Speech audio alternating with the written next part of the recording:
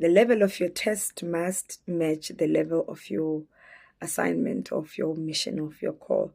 Good evening. One of the fundamental principles of growth is that the magnitude of your tests is often proportional to the level of your responsibilities, your influence, and the purpose that you carry, that you were birthed with.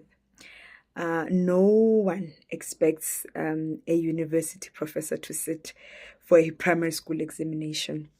And likewise, in life, it would make little sense for a PhD candidate to be assessed with a high school exam paper.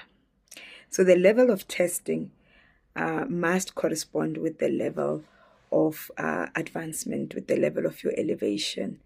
And as people rise, the nature of their challenges changes, and the same principle applies in life, in leadership, in ministry, even in personal development.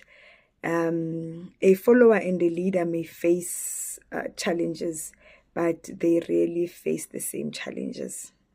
And a follower may be tested on obedience, discipline, and commitment, but a leader, however, is tested on vision, on decision making, on accountability, on resilience, and the ability to carry the weight of others, that they're in service of. The higher the position, the greater the scrutiny, and the more complex the challenges. The higher the call, the bigger the call, the more complex life. Many people, we desire elevation, but we are unprepared for the tests that accompany our elevation, or that come with higher levels.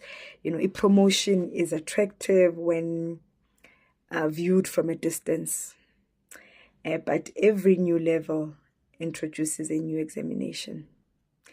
Increased influence, increased responsibility, greater authority demands greater wisdom. Larger opportunities require stronger and even stronger character. When David was a shepherd, his battles were against bears and lions. But when he became king, his battles involved nations. His battles were more on leadership decisions, were political, and the preservation of an entire kingdom. So his tests evolved because his assignment with God evolved. And the mistake many of us make is that we compare, our challenges with others, without considering the difference in our callings, irresponsibility, and the stage of growth that we are in. A person carrying a greater assignment will often face greater opposition, greater pushback, not because they are failing, but because their capacity is being stretched for the level they are entering. So this is the reflection. When the tests become more demanding, it may not be a sign that you are moving backwards, or you are failing, or you are not capable. It may be evidence that you are growing into a larger assignment, into a new chapter, into a new level.